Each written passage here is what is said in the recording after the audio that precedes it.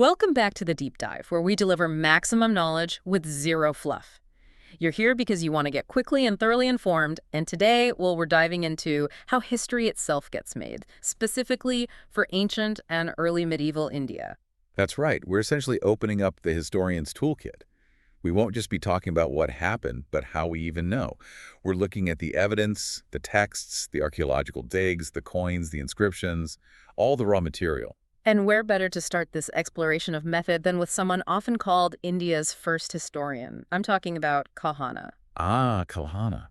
A fascinating figure. He was a 12th century Brahmana poet from Kashmir, writing around 1148 CE. His major work is the Rajataranjini, a chronicle of the kings of Kashmir. And he had a surprisingly modern mission statement for the 12th century, didn't he? He really did. His family had actually seen some political ups and downs, which maybe gave him a bit of perspective. He stated very clearly that his aim was to recount past events like a judge, without bias or prejudice. Like a judge. That's a high bar. Did he live up to it? How did he approach his sources? He claimed he spent 2 years going through older chronicles, charters, inscriptions, coins, even local traditions. Trying to be thorough. Okay, sounds quite rigorous for the time. But there's always a but in history, isn't there? Exactly. Here's the thing. Despite that stated goal of objectivity, the Rajataranjini is fundamentally epic poetry. It's beautifully written, but it definitely mixes verifiable historical events with, well, myths and legends. So less like a dry legal judgment and more like a dramatic retelling. Somewhat, yes. And interestingly, when he gets to moments of major political upheaval or disaster, things that are hard to explain rationally, perhaps, he often doesn't delve into deep political analysis. Instead, he tends to invoke fate. The hand of fate. A convenient explanation when things get messy. It certainly fills the gaps. So his attempt at unbiased history ended up being shaped by the literary and, philosophical conventions of his own time. It wasn't history as we'd write it today. But that example itself is crucial, right? It shows that even with the best intentions, history is never just one single perfect story. Precisely. It's always an interpretation, always filtered through the evidence available and the historian's own world. And that's why we need to be so careful, so critical with every single piece of evidence we look at. Okay, so let's break down that evidence. Historians usually talk about two main categories, right? Literary and archaeological. That's the conventional starting point, yes. Literary sources mean basically all texts, long, short, written, originally oral, philosophical, religious, whatever. If it's words, it's literary. And archaeological. That's all the physical stuff. Material remains. Buildings, pottery shards, tools, bones, coins considered as objects, inscriptions as carvings on stone or metal, things you can dig up and touch. But you mentioned coins and inscriptions there. They seem to bridge the gap. They're physical objects and they have writing on them. Exactly. And that's where it gets really interesting. An inscribed pillar, a coin with a king's name, a copper plate grant detailing land ownership. These are both material culture and textual sources. They sit right at the intersection. Requiring historians to wear multiple hats, or at least talk to colleagues in different fields. Absolutely. Collaboration becomes key. But let's stick with the purely literary side for a moment. A really critical point here is that an ancient text isn't like a photograph of the past. Not a simple mirror. Definitely not. It's better to think of it as a complex representation, maybe even a refracted image. The reality it depicts is bent, shaped, filtered by the author's purpose, their biases, their intended audience. You need real skill to read between the lines. And we can't just assume everyone was reading these texts back then. You mentioned orality. Yes, that's vital, especially for the early religious texts like the Vedas. They were composed to be recited, heard, performed in rituals. Perfect memorization and oral transmission were paramount, often considered more sacred than a written copy. So the spoken word held primacy for a long time. For centuries, even after writing became more common for other things like administration or trade, the oral tradition had its own techniques, mnemonics, ways of ensuring accuracy across generations. When writing did become the norm for preserving texts, particularly in South Asia, the materials used were quite different from, say, China, weren't they? China had early printing? Right. Woodblock printing was happening in China relatively early. Sui dynasty, 6th, 7th century CE. India's manuscript tradition relied heavily on organic and, frankly, quite fragile materials. Like palm leaves. Primarily palm leaves, yes. There were two main types, the talipot palm, Talipatra, which gave larger, more durable leaves, and the palmyra palm, Panay. But durable is relative here. We're talking about plant matter in a tropical climate. So vulnerable to humidity, insects. Everything. Humidity, mold, insects, physical breakage. Making and keeping these manuscripts was a constant effort. Can you walk us through how you'd actually make one? It sounds like quite a craft. It really was. First, you'd cut the palm leaves to a uniform size. Then they'd be treated, dried. Holes would be pierced through the leaves, usually 1 or 2, sometimes 3, so they could be threaded onto a cord. Like a kind of rudimentary binder. Exactly. Often with wooden covers at the top and bottom to protect the stack. Then came the writing itself, and this is crucial. They didn't typically use ink directly onto the leaf surface initially. No ink. How did they write then? They used a sharp metal stylus to physically engrave the letters into the surface of the leaf, cutting through the top layer. Okay, scratching the letters in, but how would you read that? It must have been hard to see. Right. So after the engraving was done, the scribe would take a mixture, often soot or powdered charcoal, maybe turmeric, mixed with some kind of vegetable juice or oil, to make a paste and smear it all over the leaf surface. Ah, I see. To fill in the grooves. Precisely. They'd rub it in so the dark paste filled all the engraved lines. Then they'd carefully wipe the excess paste off the flat surface of the leaf. What you're left with is the pale leaf, with the letters showing up clearly in black, embedded in the grooves. That's ingenious, but wow, what a process. And keeping these things intact must have been a nightmare. A constant battle. We know quite a bit about preservation techniques used in monastic and temple libraries. Fumigation was common, using things like thymol or maybe formaldehyde fumes to kill insects and mold. Chemical warfare against decay. Pretty much. Damaged leaves would be carefully repaired, sometimes using thin, specialized paper and adhesives. And importantly, to stop the leaves from drying out, becoming brittle and cracking, they needed to be periodically oiled. Oiled, like conditioning leather. Sort of, yes. They'd unstring the manuscript, gently clean and oil the leaves to keep them flexible, then restring them. The fact that we have manuscripts surviving from, say, the 10th century or even earlier is incredible testament to generations of careful librarianship. This whole process highlights a huge problem for historians, doesn't it? The text itself might be ancient, but the physical copy you're holding could be much, much younger. That's a core methodological challenge. A text, a Veda, an epic, might have begun its life, maybe orally, around 500 BCE, let's say. But the oldest surviving palm leaf manuscript of it might only date to 1200 CE or 1500 CE. There's a huge gap. And the text itself wasn't static during that time either. Not at all, especially the big works, like the epics or the Puranas. They weren't written by a single author at a single point in time. They grew. They accreted material over centuries. New stories were added, philosophical sections interpolated, sections were updated or altered. So a text could have layers from different centuries all mashed together. Absolutely. Which is why scholars work so hard to produce what's called a critical edition. What does that involve? Trying to peel back the layers. Essentially, yes, it's painstaking work. You gather as many different manuscript versions as possible from different regions, different time periods. You compare them word by word, noting all the variations, the additions, the omissions. Like textual detective work. Very much so.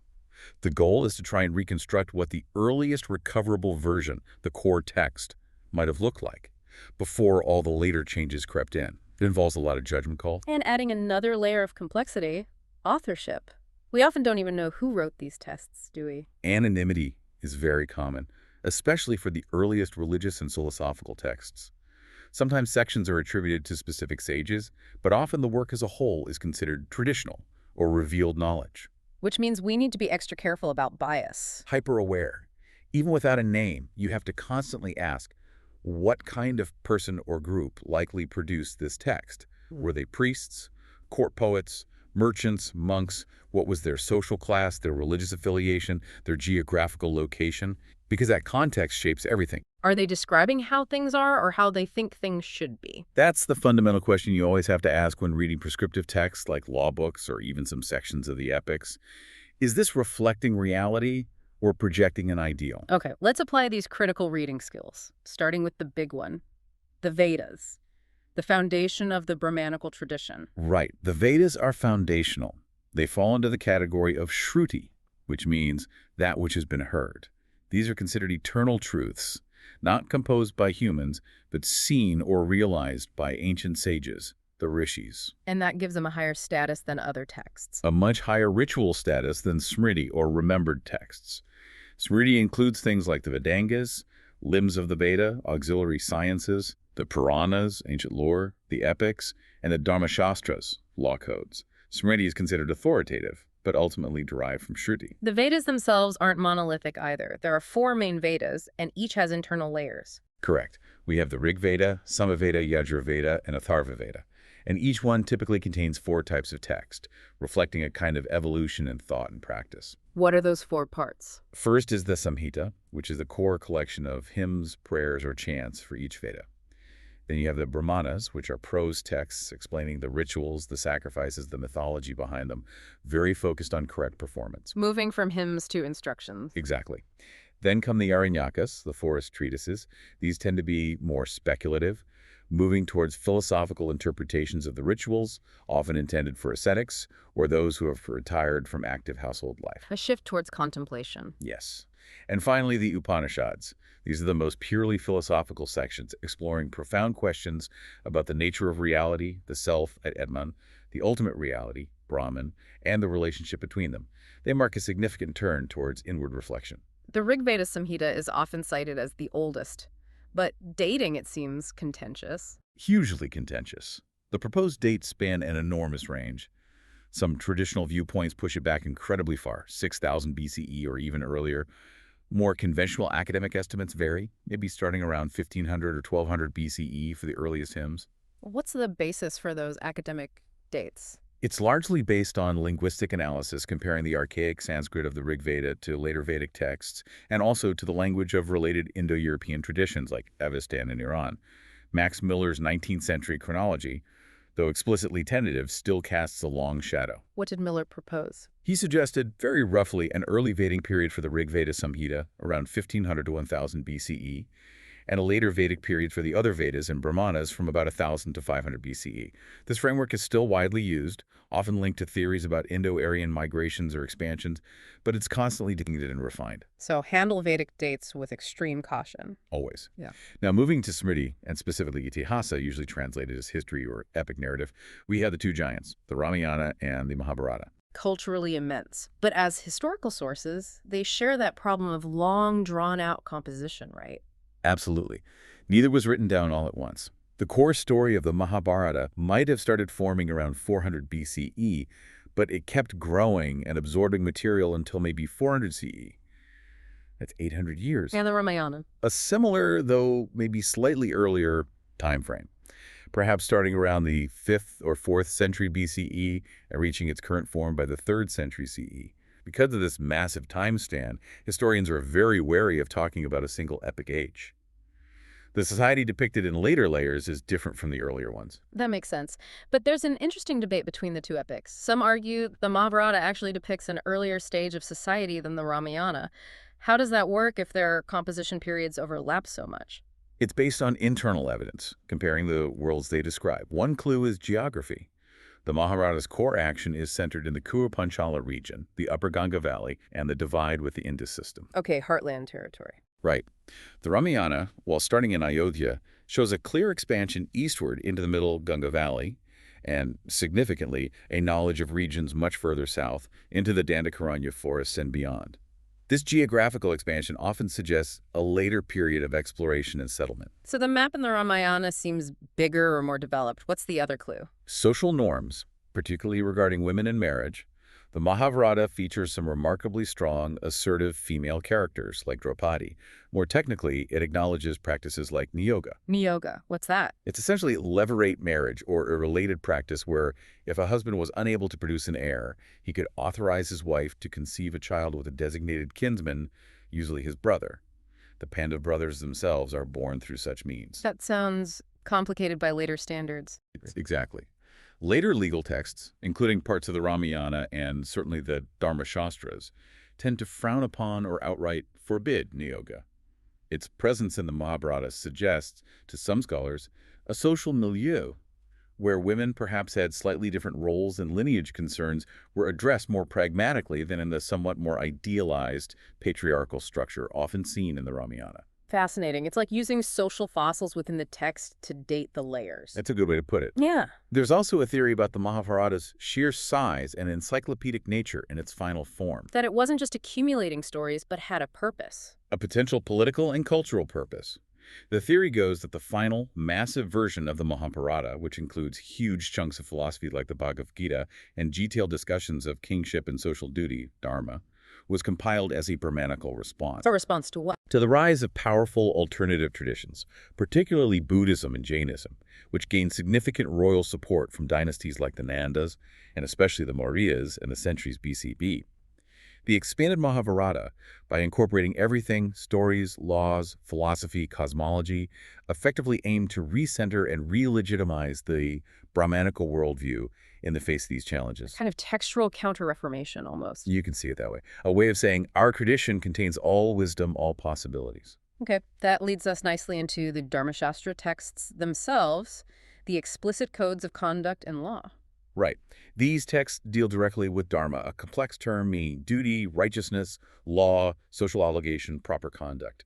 They evolved from earlier aphoristic texts called Dharma Sutras, roughly 600-300 BCE, into the more elaborate, verse-based Smritis, like the famous Manu Smriti, composed perhaps between 200 BCE and 200 CE, though additions continued later. And where do they say dharma comes from? What's the source of authority? They generally list three main sources. First and foremost, Shruti the Vedas, considered infallible. Second, Smriti, these authoritative remembered texts like the Dharmashastras themselves. And third, Sadhakara, literally good custom, or the practices of virtuous, learned people, often implying local or respected traditions. That third one, good custom, sounds like it could create some flexibility or conflict. It definitely did. The Dharmashastras are fascinating precisely because they reveal this tension between the ideal prescriptions, often laid down by priestly authors, and the messy reality of social practice. They try to regulate everything, but they also have to acknowledge what people are actually doing. Can you give an example from, say, the Manusmriti that shows this gap between the ideal and the real? Oh, there are many. Take marriage rules. Yeah. Manusmriti strongly condemns marriage between a man from the twice-born upper classes, Vija Brahmanas, Kshatriyas, Vaishyas, Vaishya, and a Shudra woman. It calls such unions polluting, detrimental. That's the ideal prescription. Okay, very clear hierarchy. But then you read on, and the text spends considerable time laying out the specific, legally mandated inheritance shares for sons born from exactly these condemned unions. So it says, don't do this, but then immediately tells you what to do with the consequences when people inevitably ignore the rule. Precisely. The law has to deal with the facts on the ground, even if the ideal disapproves. It shows that these marriages were happening, frequently enough to require legal regulation regarding property. Any other examples? Widow remarriage? Yeah, it's another classic one. The ideal promoted in Manusmriti is generally against widow remarriage, especially for upper caste women. Lifelong fidelity to one husband, even after his death, is praised. The ideal of the devoted widow. Yes. But then the text provides rules for situations where a husband has gone missing, how long the wife must wait before she can potentially remarry or undergo niyoga. And it even discusses inheritance rights for a son who effectively has two fathers, meaning a biological father through niyoga, and the deceased legal husband. Again, the legal code bending to accommodate real-life situations that deviate from the stated ideal. Exactly.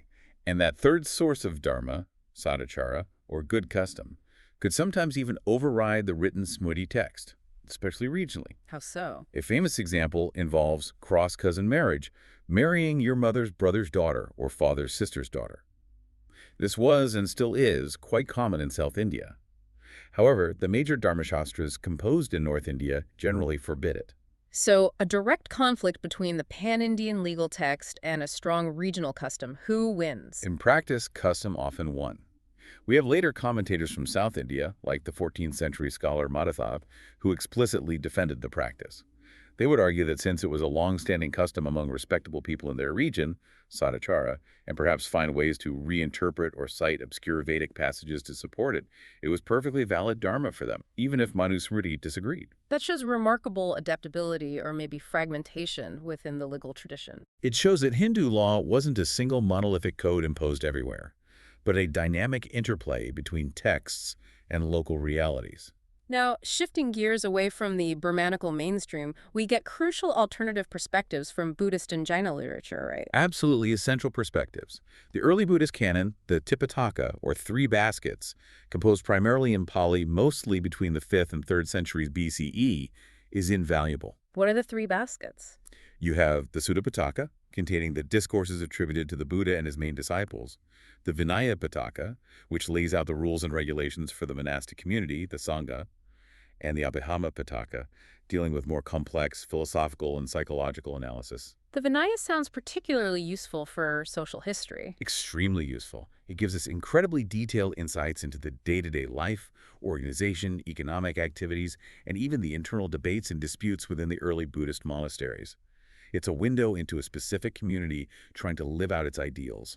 And within Buddhist literature, we find something incredibly rare for ancient India: voices attributed to women. Yes, the Theragatha, the verses of the elder nuns. This is a collection of poems composed by, or at least attributed to, early Buddhist nuns.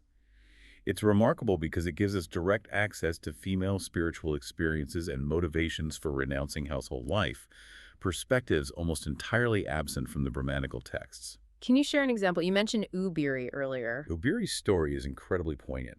She had lost her young daughter, named Jiva, and was consumed by grief. She would go to the cremation ground daily, weeping and calling her daughter's name. Utterly heartbroken, how does she find solace in Buddhism? According to the text, the Buddha encountered her there.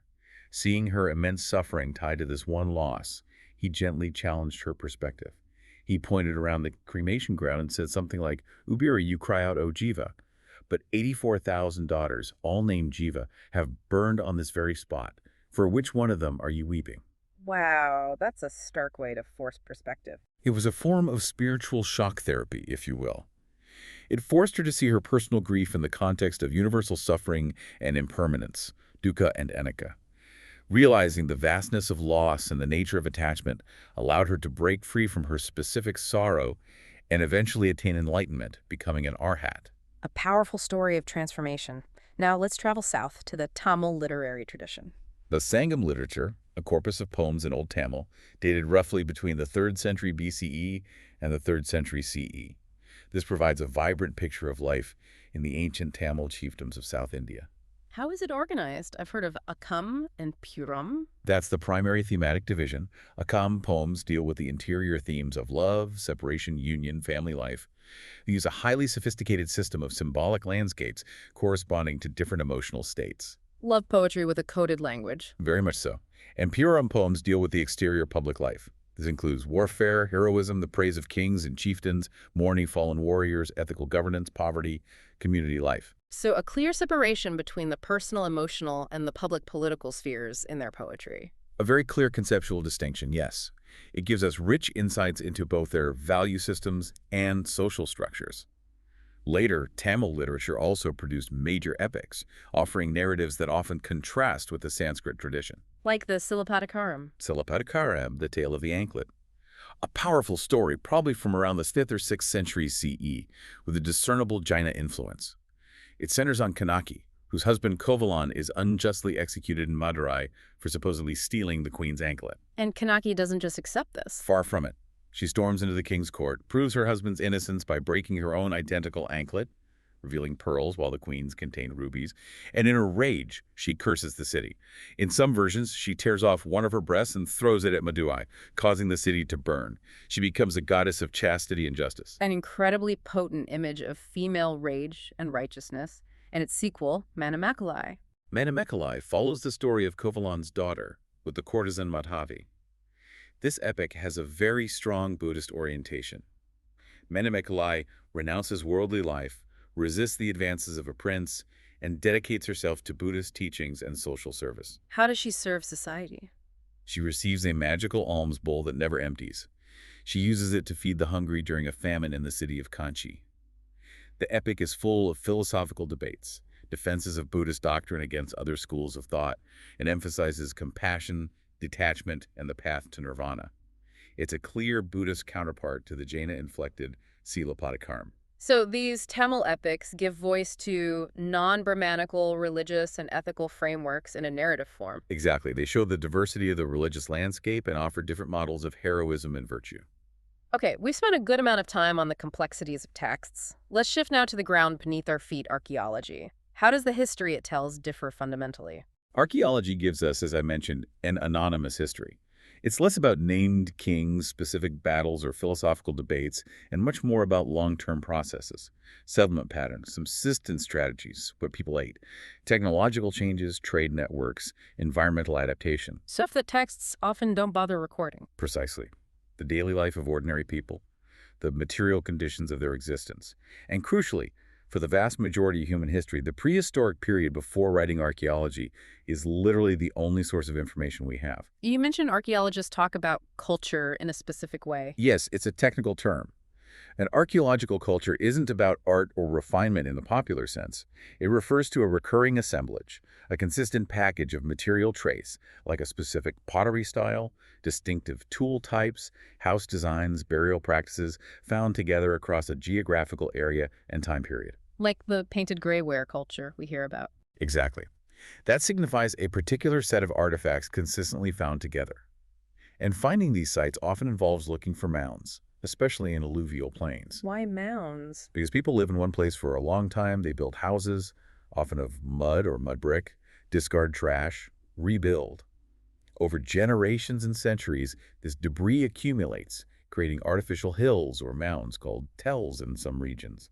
These mounds contain stratified layers of past occupation. How do archaeologists decide where to actually put a spade in the ground? It's not random. Sometimes literary texts give clues mentioning ancient cities or capitals. Local traditions can help. But systematic survey is key. Archaeologists will walk across landscapes looking for surface scatters of pottery or other artifacts. And technology helps now too. Immensely. Aerial photography can reveal crop marks or soil marks indicating buried structures. Remote sensing techniques like satellite imagery, Landsat for instance, can detect subtle variations in vegetation or soil moisture that might correspond to ancient riverbeds, irrigation systems, or large buried sites invisible from the ground.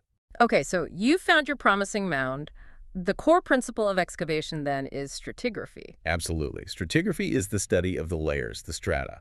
The fundamental principle, the law of superposition, is simple. In any undisturbed sequence of layers, the lower layers were deposited earlier and are therefore older than the layers above them. Lower equals older. Seems logical. It is. But the crucial thing about excavation is that it's inherently destructive. To get to the lower older layers, you must remove the upper younger layers. You can't put them back. So the recording has to be perfect. Meticulous. It's arguably the most important part. Every layer, every feature, like a pit, a wall, a hearth, every significant artifact needs to be precisely located in 3 dimensions: horizontal position and depth, photographed, drawn, described, and bagged with a unique identifying number before you remove it or dig deeper. The records become the primary data because the site itself is gone. Let's make this concrete. The excavation at Hastinapura is a classic example, isn't it? Yes, excavated by B.B. Lal in the early 1950s. Hastinapura is famously mentioned in the Mahabharata as the Kuru capital. The excavation revealed a clear sequence of occupation layers. What did the layers show? There were 5 main periods identified, often separated by breaks or sterile layers, indicating periods when the site was abandoned. Period 2 was particularly significant. It was dated roughly to 1100-800 BCE. And what defined period 2? Its characteristic pottery was painted grayware, PGW, a fine, wheel-made gray pottery with black painted designs. People lived in houses made of mud or mud brick. They practiced agriculture and kept cattle, buffalo, sheep, pigs. And significantly, towards the upper levels of period 2, evidence of ironworking like iron slag began to appear. The beginning of the Iron Age in that region. And didn't period 2 end dramatically? It did. The excavation revealed clear evidence of a massive flood. There was a distinct erosion scar cutting through the period 2 layers, followed by a thick deposit of sand and silt, characteristic of a major river flood. This suggested the settlement was destroyed or severely damaged by the Ganga. And this is where archaeology potentially meets the texts. Exactly. There are Puranic accounts, specifically in the Matsya and Vayu Puranas, that mention the Kuru capital being shifted from Hastinapura to Kaushambi because Hastinapura was devastated by a Ganga flood during the reign of a king named Nichakshu. Who was supposedly a descendant of the Pandavas? Yes, the 5th king after Parikshit, who himself was Arjuna's grandson. Right.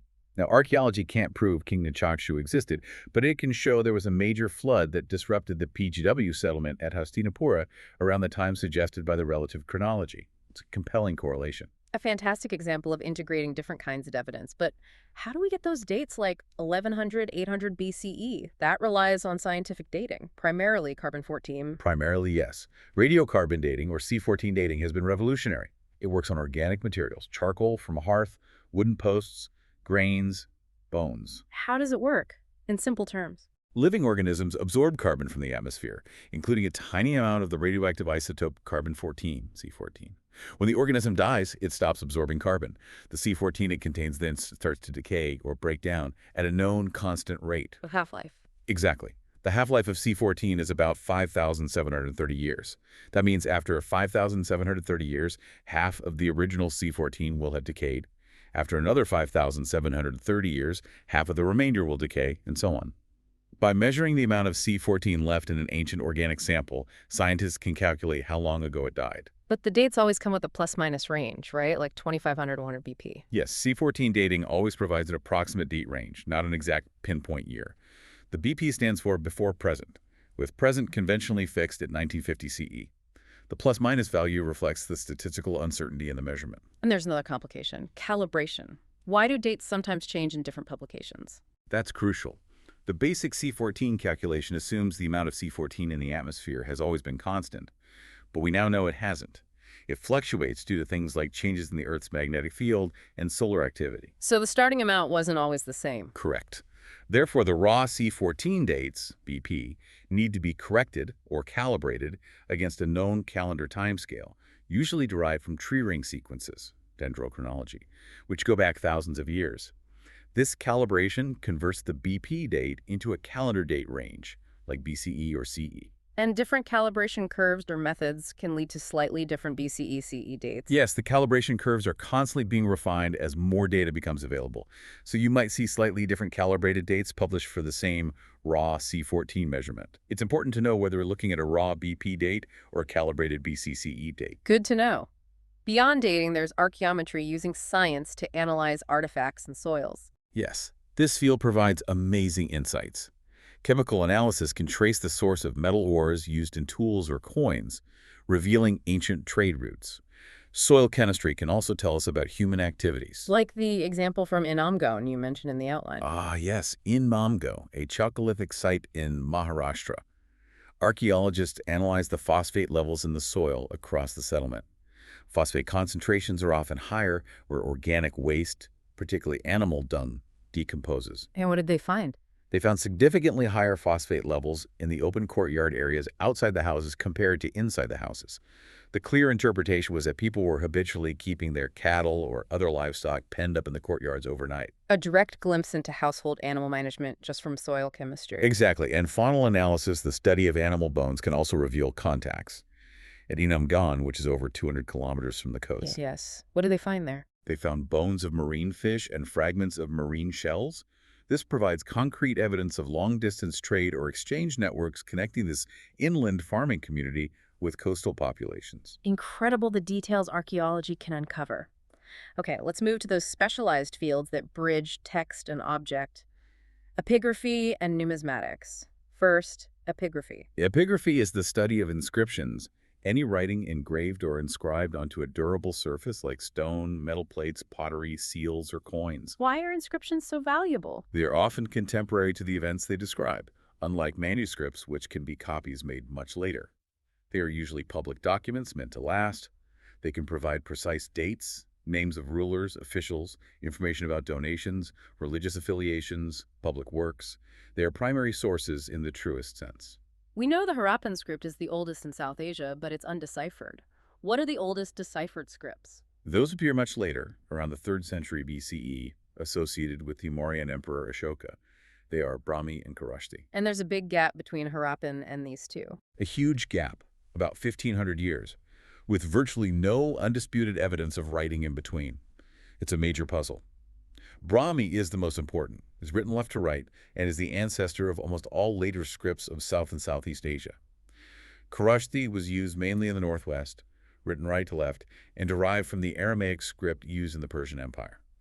The decipherment story itself is fascinating, especially James Prinsep cracking Brahmi. It's a landmark moment in Indology. Prinsep was an official at the Calcutta Mint in the 1830s. He meticulously collected and compared copies of numerous short inscriptions on pillars and rocks found across India. They were all in the same unknown script, Brahmi. It often referred to a king called Devanappiya Piyadasi, beloved of the gods, he who looks on with favor. But nobody knew who Piyadasi was. Not for sure. The breakthrough came in 1837 when Prinsep, possibly aided by reading Sri Lankan Buddhist chronicles in Pali, which mentioned Ashoka using the title Piyadasi, made the connection. He figured out the Brahmi characters, and suddenly the edicts of the great Mauryan Emperor Ashoka could be read, unlocking a huge chapter of Indian history. And Kharosthi was deciphered around the same time. Yes, also largely by Prinsep and others, but the key there was bilingualism.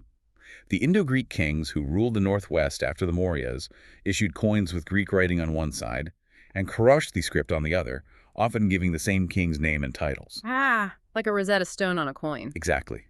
The known Greek provided the key to unlock the unknown Kharosthi. To see the power of inscriptions over time, the Junagadh rock is amazing. One rock, multiple empires, one public work. It's an incredible document in stone. This large granite boulder near Junagadh in Gujarat has inscriptions spanning nearly 1,000 years, all related to a nearby reservoir called Sudarshana Lake. What's the sequence? First, it bears some of Ashoka's major rock edicts from the 3rd century BCE.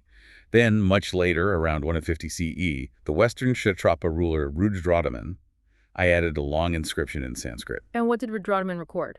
His inscription is famous because it boasts about his own achievements, but crucially, it records the history of the Sudarshana Lake. It states it was originally built by Pushyagupta, the provincial governor under the founder of the Maurya dynasty, Chandragupta Maurya, late 4th BCE, and later adorned with conduits by Tushasva, Ashoka's governor. Rudradaman then records that the lake burst its banks during a storm and he repaired it, despite his ministers advising against the huge cost. Connecting the Mauryas and the Shaka centuries apart, does it end there? No. Fast forward another 3 centuries to the Gupta period, around the 5th century CE. Another inscription was added during the reign of the Gupta emperor Skandagupta. This one records that the Sudarshana Lake again burst its banks after excessive rains and details the extensive 2-year project undertaken by Skandagupta's local governor, Barnadatta, and his son Chakrapalita to repair the embankment. Wow. 1,000 years of water management history on one rock, tying together 3 major imperial powers. It's unparalleled. But not all inscriptions are grand imperial records. Some are short, ambiguous, like the one in the Jogimara Cave. The Jogimara Cave inscription in Chhattisgarh. It's very early, maybe 3rd or 2nd century BCE, written in Brahmi script and Prakrit language. It's short and mentions 2 people, a woman named Sutanuka, identified as a Devadasi, temple servant dancer, and a man named Devadina, identified as a Rupadaksha, skilled artisan, perhaps painter or sculptor. Okay, so what's the ambiguity? The grammar is concise. One possible reading translates roughly as Sutanuka the Devadasi loved Devadina the Rupadaksha, a personal romantic message. A little love note carved in a cave for eternity. Possibly. But another equally plausible reading, focusing on the function of the cave, which has paintings and rock-cut benches, translates it factually. Sutanuka the Devadasi caused this resting place to be made. Devadina the Rupadaksha made the paintings. Completely different interpretations, one personal, one professional. How do historians decide? Context helps. Most early inscriptions tend to be donative or commemorative records of public acts, not private sentiments.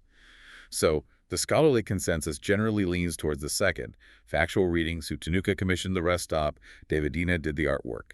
But the ambiguity reminds us that even seemingly straightforward texts can be slippery. Definitely. Now let's turn to the sibling field, numismatics, the study of coins. Coins are fantastic sources. They are official issues, often datable. They carry symbols and portraits reflecting political ideology. Their find spots map out trade routes, and the metals used tell us about the economy. What defines a coin, technically? Generally, it's a piece of metal, intended as currency, with a definite weight standard, a recognizable shape and size, and crucially, the stamp or mark of an issuing authority, usually on both sides, obverse and reverse. What were the earliest coins in India? The earliest were punch-marked coins, appearing perhaps around the 6th century BCE, maybe earlier. They were mostly made of silver, often on irregular-shaped flans, blanks.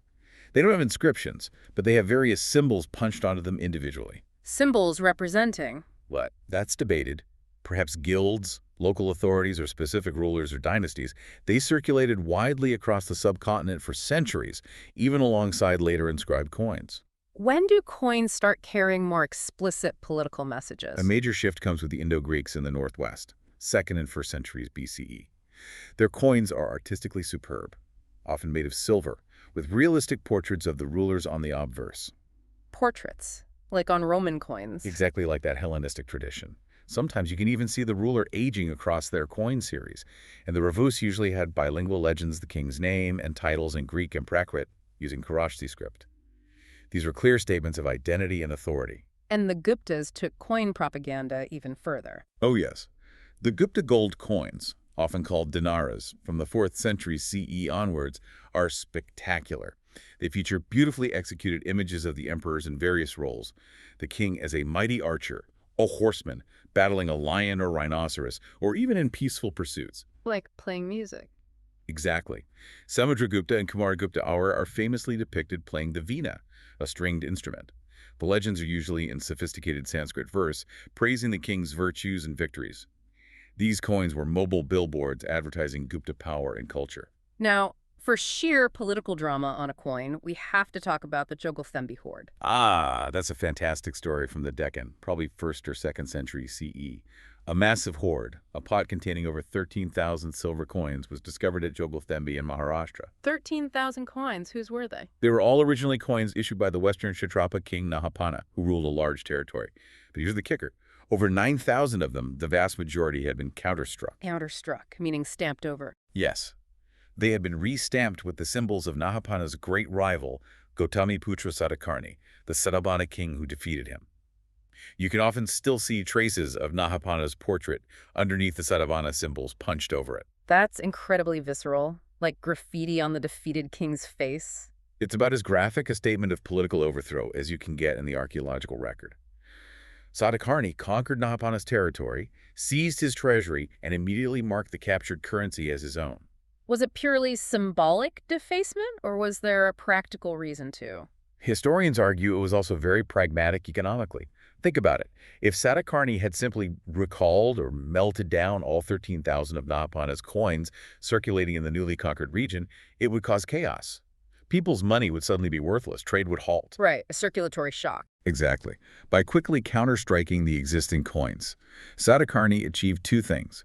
He asserted his new authority visibly on the currency, and he allowed the familiar silver coins to remain in circulation, preventing economic disruption and ensuring a smoother political transition. He was politically symbolic and economically savvy. Brilliant. Okay, we've covered internal sources, texts, archaeology, inscriptions, coins. But we also rely on outsiders looking in, don't we? Foreign accounts are incredibly valuable, yes. They provide external perspectives, sometimes corroborating local sources, sometimes offering details or observations that internal sources might take for granted or ignore. They're especially important for geography and trade. Who are the key external observers for ancient India? From the Greek and Roman world, we have fragments of the Indica written by Megasthenes, who was an ambassador to the court of Chandragupta Maurya in the late 4th century BCE. Though the original is lost, later writers quoted him extensively, giving us descriptions of Pataliputra, the Mauryan administration, and Indian society, albeit through Greek eyes. And for trade? The anonymous Periplus Maris Erythrae, circumnavigation of the Erythraean Sea, likely written by a Greek merchant sailor in the 1st century CE, is indispensable. It's a practical guide describing ports, trade routes, imports, and exports all around the Indian Ocean, including detailed accounts of Indian coastal towns and goods. Then we have the Chinese travelers, mostly Buddhist pilgrims. Yes, their accounts are incredibly rich. Faxian traveled through India between 399 and 414 CE, looking for authentic Buddhist scriptures. His record gives valuable snapshots of society under the Guptas, particularly the flourishing state of Buddhism in some areas. And the most famous one, Wanzang. Wanzang, also known as Huansang, traveled even more extensively in the 7th century CE during the time of King Harsha. He spent over a decade studying at Nalanda University and visiting sites across the subcontinent. His detailed account, the Datang Shu Ji, Records of the Western Regions, is a goldmine for historical geography, religious practices, and political conditions. And finally, scholars writing in Arabic and Persian later on. Al-Biruni is the giant here. His Taki Hind, Inquiry into India, written in the early 11th century, is just remarkable. He was a polymath from Central Asia who came to India with Mahmud of Ghazni. Crucially, he learned Sanskrit. He read the sources in the original. Yes. He studied Indian philosophy, science, mathematics, religion, and customs directly from Indian texts and scholars. His work is incredibly insightful and relatively objective for its time, And critically for modern historians, he provided precise correlations between Indian calendrical eras. Like fixing the Gupta era date. Exactly. His clear statement that the Gupta era started 241 years after the Shaka era, which begins in 78 CE, allowed 19th century scholars like Fleet to definitively calculate the start date of the Gupta era as 31920 CE. That became a crucial anchor point for chronology. So we had this vast, diverse toolkit, texts full of ideals and narratives, archaeology revealing anonymous patterns, inscriptions marking specific moments, coins carrying political symbols, travelers giving outside views. The final challenge is putting it all together. That's the art and science of historical synthesis. You have to try and correlate the evidence from all these different streams. But it's incredibly difficult. Why so difficult? Because the types of information often don't easily align. Texts tend to focus on events, elites, religion, ideology, the why and who from a certain perspective. Archaeology often reveals long-term trends, subsistence, technology, the lives of ordinary people, the what and how of daily existence, but usually without names or explicit narratives. Trying to match a description in a Purana with a pottery type found in a trench. Sometimes it works, like the Hastinapura flood correlation we discussed. But often, archaeology tells us about aspects of life, food habits, house construction, trade in basic goods that the textual sources completely ignore because they weren't considered important enough to write about by the elites who composed or commissioned the text. So archaeology fills the gaps, but doesn't always connect neatly with the stories we have. Precisely. The historian's job is to weave these disparate threads together as coherently as possible, acknowledging the gaps, the contradictions, and the limitations of each type of source. It's about building the most plausible picture from incomplete data. Which brings us to the end of this deep dive. We've seen that reconstructing ancient Indian history isn't about finding simple facts. It's this complex process of interpreting texts that evolved over centuries, analyzing the physical remnants of life from pottery shards to city layouts, and using scientific methods to anchor timelines and understand behavior. From the ideals debated in the Upanishads to the practicalities of oiling a palm leaf manuscript, from the grandeur of Gupta gold coins to the mundane evidence of animal dung in a courtyard, it all feeds into the picture, however fragmented that picture might be. So let's leave you, our listener, with a final thought to chew on. We started with Kalana in the 12th century, aspiring to judicial impartiality but inevitably shaped by his poetic and cultural milieu. Ancient intellectual traditions, tied often to ritual or court patronage, had different goals than modern academic history based on critical inquiry. Given that fundamental difference, and knowing that the sources we have are only a fraction of what once existed, filtered through millennia of preservation and loss, how much of the ancient Indian past that we reconstruct today is actually a reflection of the questions we choose to ask now, based on our modern concerns and categories? How much is it shaped by our lens rather than reflecting the reality or the intended messages of the past itself? Something to ponder. Until the next deep dive, keep digging.